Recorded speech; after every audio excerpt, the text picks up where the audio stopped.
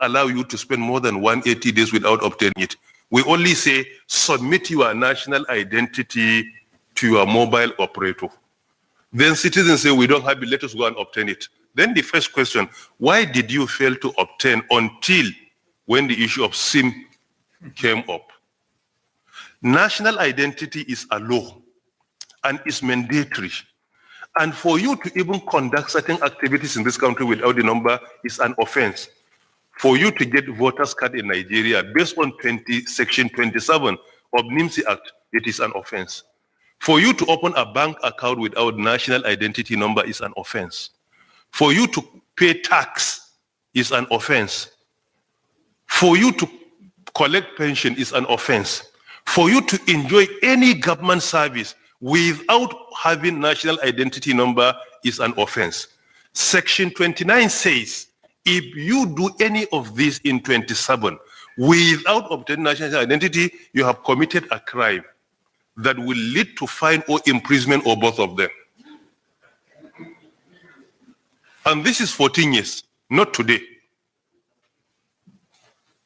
With all sense of humility, Mr. President has appointed me to ensure laws and policies of government are implemented. I'm not a kind of person that will be appointed to sit down and continue drinking tea like this. It's impossible. Any responsibility given to me, it must be obeyed. It must be.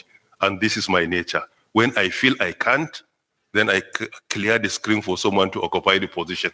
But as long as I'm there, I must enforce the law. When we are no more in office, if somebody wants to ensure law is not obeyed, then when we leave, we can come and allow people to do as they wish.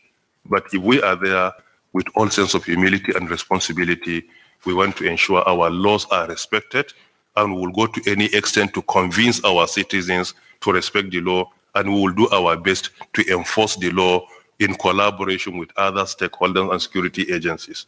This is what we have been doing to ensure compliance with the law. And I do hope I have answered the question. So whether criticism or not is not what we are after. Usually at the initial stage of any good policy, people will criticize. But I believe we will leave the sector better than how we have found it. It is there, and then history will be very kind to us. When we have a complete database and we significantly reduce using SIM to commit crime in the country, you look at our history with nostalgia and appreciate what we have done. But as far as I'm concerned, when I'm doing the right thing, commendation and criticism are all the same. What is important to ensure we do the right thing. And we always pray that we will be guided in doing that. About the center, we have over 1,060 centers all over the country. And these centers have been in place for many years. There was a time that NIMS was going from one place to another, lobbying people to get a role, they failed. It is only now they want to comply with the law because they want to make calls with their SIM. NI number is mandatory. SIM is not mandatory, it's optional. If I say I will not use SIM in Nigeria, nobody will take me to court. It's optional, but this number is mandatory. So why we fail to comply with mandatory law until and unless when we want to enjoy the privilege of using a SIM, which is optional in our life. However, as the Minister of Communications, I will appreciate if you continue to use your SIM. The total enrollment, the complete enrollment so far is over 150 million. It's over 150 million, the complete enrollment, not to talk of the pending ones, because there are some with challenges. One of the major challenges we have encountered recently is in the process of verifying biometric of NI number and that of SIM. You will discover NIMSI has a template that you must capture 10 fingers. And in capturing, you must ensure that you get the biometric right. But what we inherited in SIM registration mostly is the heads of the fingers like this. People just thumbprinted with head. So when you try to capture, you will see it will not match. So this is one of the major challenges. Most probably, when we are done with the verification, some citizens will be encouraged to resubmit their biometric for registration of their SIM in order to ensure, but we want to make sure we make the process much, much easier for our citizens. The issue of right of way, I think the best way I have said so is through engaging the governors because they have a certain control of land in their states. It is because of this we must engage them, and that is why I have been engaging them through National Economic Council and Nigeria Governors Forum. And secondly, I did not criticize the governors. What I said, some states did not comply, and I did not mention them. What I did was more of appreciation on behalf of the federal government because we have some states that they have zero rated even the right of way, like Kaduna, like Anambra, like Kwara State is only 1 naira per linear meter instead of even 145. In Kwara, we did a computation and we discover from one local government to another before we engage them, right of way is around 560 million naira, but today it's less than 250,000 naira. So by implication, if all other states comply, the price of data will continue to come down because we address the challenge with regards to cost of production. Then I think a reporter from Tribune, people using WhatsApp, Facebook to commit crime. This is related to my earlier statement that when internet came to Nigeria, broadband around 2000, there wasn't any framework in place to ensure that it came into Nigeria on a very, very solid foundation. In all the developed nations and developing nations that are highly responsible, when internet comes in, there must be a framework and model in place. Part of it is what we call internet exchange point. Like you build a house, you fence it, and you have an entrance with a gate there. In Nigeria, even by the time I was appointed to supervise the ministry, we don't have up-to-date internet exchange point. It's just like you build a house and you, without fence, anybody can come in from any angle he wishes. So internet has a border. The way we complain about our border with neighboring countries is the same way with our internet. There wasn't any border that will prevent the coming of illegal people into our country. It is now, we have recently directed NCC to ensure that we complete the process of internet exchange point, that all internet providers must come through internet exchange point. This will be able to guide government in reducing criminality significantly. And this is in the pipeline. The compliance so much is commendable. We are not yet there because it requires a lot of investment in order to achieve that.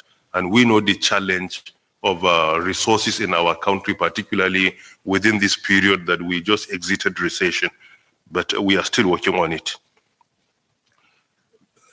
Extending NI and SIM registration, I have responded to this as well. Kidnappers and banditry using SIM card to commit crime. I have been responding to this in many fora. As I said, on 25th September 2019, we achieved 100% update of our SIM registration with regards to unregistered SIMs. But that did not address all the challenges of improperly registered. What we have been doing now is to address the challenge of improperly registered. The first one is unregistered, but now improperly registered. We want to assure you that as long as we are able to reach the end of the exercise, we will reach a situation that no SIM in Nigeria will not be attached to its rightful owner. And this is what we want to leave behind as a legacy for the President Muhammadu Buhari's administration. We have been working on that. Secondly, even if we don't know the owner of the SIM, we have geographic positioning system. When a SIM is being used, that GPS will try to narrow the position to not more than maybe this building, that the call is coming from this direction. The facilities are available. As I said earlier, not all security issues are discussed in public. With the recent ban of SIM registration, we have been receiving reports of commendation from people that are charged with the responsibility of securing our country. Criminals used to use SIM in only one communication. Sometimes they can use 100 SIMs within 24 hours using one mobile phone. Now, most of them exhausted the SIMs with them. If they continue to repeat and recycle the SIM, they can easily be intercepted. If they fail to use them, then they will find it difficult to communicate. So no matter how you feel uncomfortable with that ban, it's not up to 1% of the heat they are feeling today. So that is why we must make sacrifices for our country to be a better place. We don't have any personal benefit. We are endangering our lives as CEOs and ministers, but it's the way we will contribute our quota to make the country a better place for all.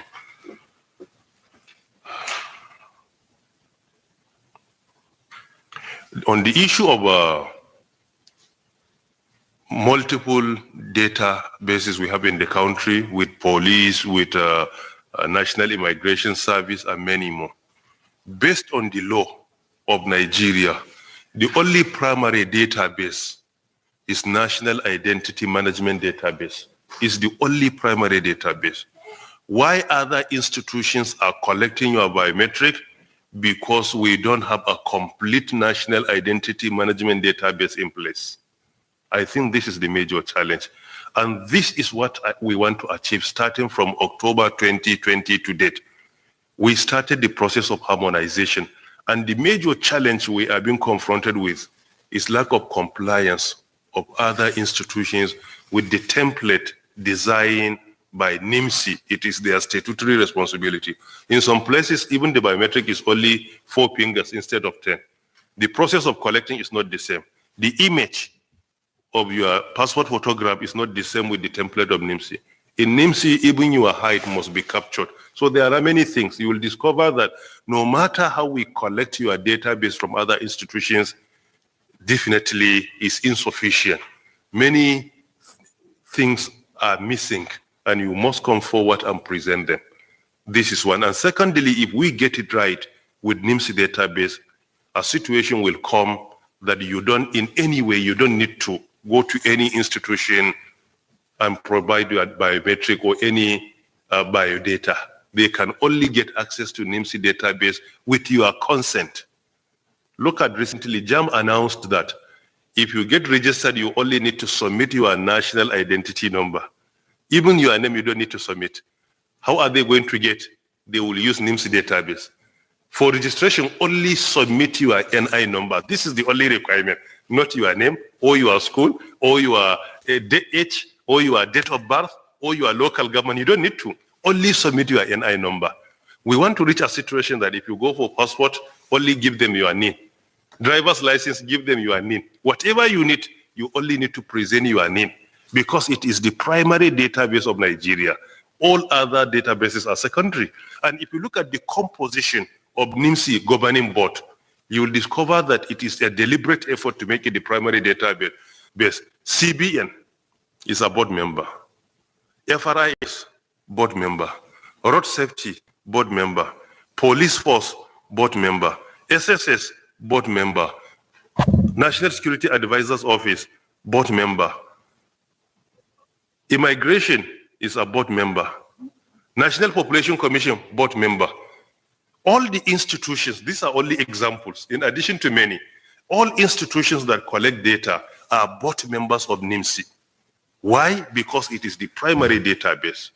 So what we want to achieve is to ensure we have a complete database so that that duplication will be avoided in the future. And we do hope that as media experts, you have a role to play. You always try to convey positive news to our citizens about what government has been doing with regards to that. It is our collective responsibility. We have nothing to benefit in frustrating the effort of having 100% database of our citizens in place. If we achieve that, we will all be proud of our country. Today, we live in a country where our population is being estimated by same plus minus 10 million. Are you happy with this? Nobody will be happy. Plus minus 10 million is enough to be a population of another country. But we want to achieve that we have a complete database. If you say population census, I'm sorry to say some people will manage it, will abuse it. Because so many states want their population to be high, and it's only head counting without any digital record. But NIMS, you cannot manipulate it. The population will be exact. It's not just head counting. It must be exact. And this is what we want to achieve, so that even managing and abusing our population or the figures because of personal interest cannot be repeated in the future. So I will allow EVC or DG NIMS first to respond. Or you want to start? Thank you very much. You start the EVC. Honorable Minister, thank you. You have virtually answered all the questions. The only one outstanding is a question by Bloomberg, wanting to know. Even the questions I responded, you may wish to comment. There's no problem. You are free to do that, no problem. Bloomberg, Honorable Minister, asked about the undersea cable capacity in this country. That is the fiber cable at the landing point in Lagos, if I understand correctly. We have 4 such submarine cables serving as gateway to international traffic, both coming into the country and going out of the country. And the 4 are main one, Glow 1, MTN, and WAX, the West African Submarine Cable Company. The combined capacity is 60 terabytes. So that's the combined capacity. The total number of fiber cable in the country is 54,725 kilometers. In the next level document of the federal government under the leadership of His Excellency Muhammadu Buhari GCFR, the total amount of fiber that is required in the country is 120,000 kilometers. It is expected that when this capacity is reached, then we can be able to move this massive capacity from the landing point in Lagos into the hinterland. That is why, if we can do that, we will see the cost of data even coming down from under 500 naira that it is at the moment to the 390 by 2025. This number of this length of fiber was achieved during the period of this administration. It was nowhere near 30,000 kilometers. So this government has added the almost 25,000 kilometers of fiber into the inter and intra fiber network, in the country. And it is for this reason that we have licensed and approved the infrastructure companies to mobilize the site. The licensing process has been completed, and recently the Honorable Minister has granted permission for us, to ask the licensees to mobilize and deploy fiber in the locations, they have been licensed in the country. Remember, there are 7 locations, the 6 geopolitical zones of the country, and Lagos as a zone, on its own. It is expected that when they deploy, the Nigerian Communications Commission will monitor the milestones, seen in the deployment, and in those areas that are economically unviable, government may be disposed to give, some counterpart funding, only for areas that are economically unviable, not in all areas. So this is a situation of fiber deployment vis-a-vis the under cable capacity in the country. Thank you very much.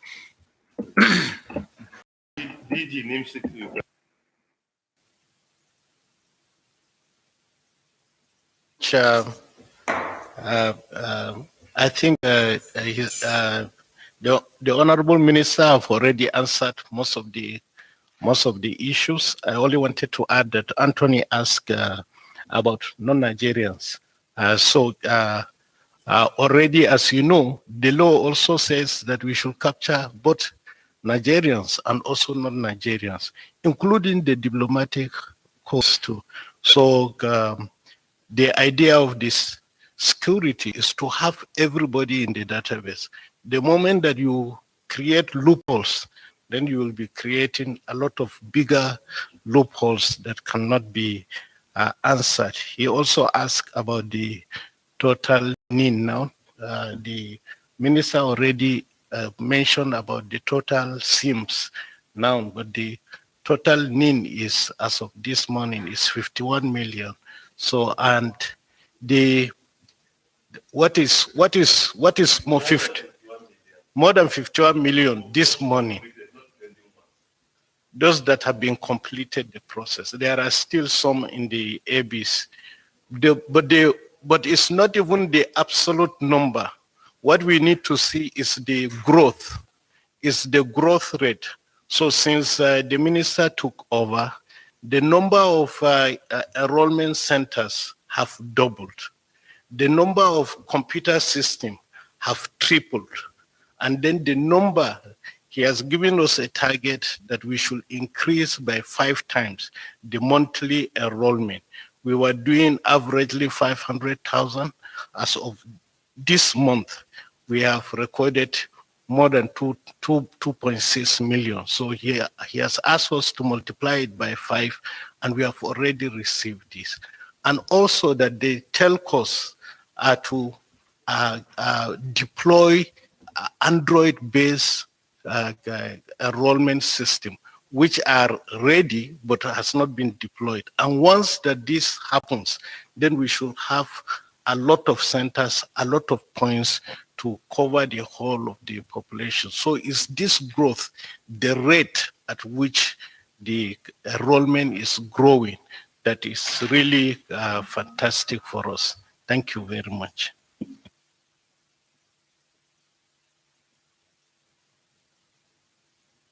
Oh, sorry, when it comes to linking NIN with SIM, you should remember SIM NI number is unique, while SIM is not. So based on our computation through NCC, we discover usually each NI number could be linked up to 3 to 4 SIMs, because this is the average number of SIMs attached to individuals. So if you can link all of them, each NI number 3 to 4 SIMs, you will discover that the number is high in accommodating our existing SIMs in the country. Because, for example, I may have 4 SIMs, Malang Garba Shehu may have 4, I think DG says he has 6, EVC 3, DG need to say 6. So even from here, you'll discover that if you want to take the average, it should be around 4 or 5. So the same with many people. Because not only SIM, including that of your data for your artificial intelligence or other applications at home. So as long as we will be able to link all of them, I have no doubt it will cover more than 85 to 90% of our existing SIMs owned by innocent citizens and legal residents. Thank you. DG Nida, over to you. Honorable Minister, I just want to comment on the social media hacking. Based on research, more than 90% of cybersecurity incidents are as a result of human error in terms of maybe letting one of your information to get to a wrong hands. So after upgrading our SAT in October last year, the Honorable Minister directed that we should operate 24/7. And our strategy is, since most of the incidents are as a result of human error and mostly social engineering, someone will call you and maybe try to give you some information or an appealing something and get your own information to hack the system. So we do a lot of awareness. to let our citizens know the do and the don'ts on the cyber space. And also we have a mechanism in place and techniques that can help to prevent that. In a situation whereby your system is hacked, we are available to support you to recover and restore your services. So we've been doing this for citizens as well as government organizations. And we issue advisory notes from time to time on our social media handles, and we write to MDAs and other private organizations on how to improve their own security. Thank you very much.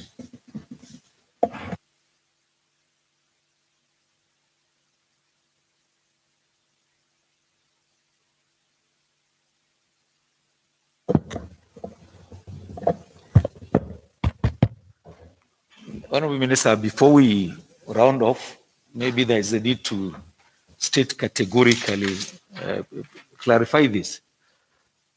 What is the number of registered SIM cards and what is the number of Nigerians on the NIN registration? I think I have answered that. I think I have answered that. Firstly, I say what you need to remember is national identification number is unique. If you have one, it will be linked to all your SIMs. If you deploy or download NIMSI app online, you will be able to link up to 7 lines directly without going anywhere to only one national identity number. National identity number will determine the total number of unique citizens enrolled, but SIM does not do that because you cannot have 2 NI number, but you can have even 7 SIMs. Or in some cases, based on available record, you can have before we started the process, you can even have up to 60 or 70 SIMs because there is no limit to it. So the total number of unique NI that are 100% ready is more than 51 million. More than 51 million. And we said that SIM usually is around 150. No, it's more than that. On average, 3 to a nil. Yeah. The total number of enrollment of SIM, I think, is around 180 something now. It's around 189. So if you compute one NI accommodating 3 to 4 SIMs, you will discover when the process is completed, it will accommodate more than 90% of the existing SIMs we have. So, and this is what is the most important clarification. Thank you. Thank you very much, Honorable Minister and your team. I think this is the time to end this very rewarding, very highly productive conversation. And to say that, Minister, you deserve congratulations by Nigerians. Your team has done so well, so much for the country at a time when virtually every sector has been hit and brought down by the corona epidemic. You have grown by 14%, 14.0%, and become 7.0, and moving this sector to become a very strong pillar of the nation's economy. I remember reading about the growth of the IT industry by 2% in India. And the Prime Minister Modi has been jumping up and about the place, congratulating that industry. They are doing 14.70. This is first class, and I'm not sure this is beaten by any other country. So congratulations to your very brilliant and imaginative team, and thank you for this wonderful and excellent presentation. For you, our friends here, we thank you for your participation. And may I suggest that please review this meeting among yourselves, and if you think there is a way we can make it better. This is the 6th out now, so let's hear from you so that we can also improve what we're doing. Thank you for this participation. Have a nice day. With the kind permission of with the kind permission of my brother Malan Garba Shehu, he said even here in Nigeria, based on what we have achieved, our boss President Muhammad Buhari has commended our effort as usual. And that commendation is even in writing, that he commended our effort and he encouraged us to redouble our effort and achieve more in the future. So we are most appreciative of that. Thank you very much.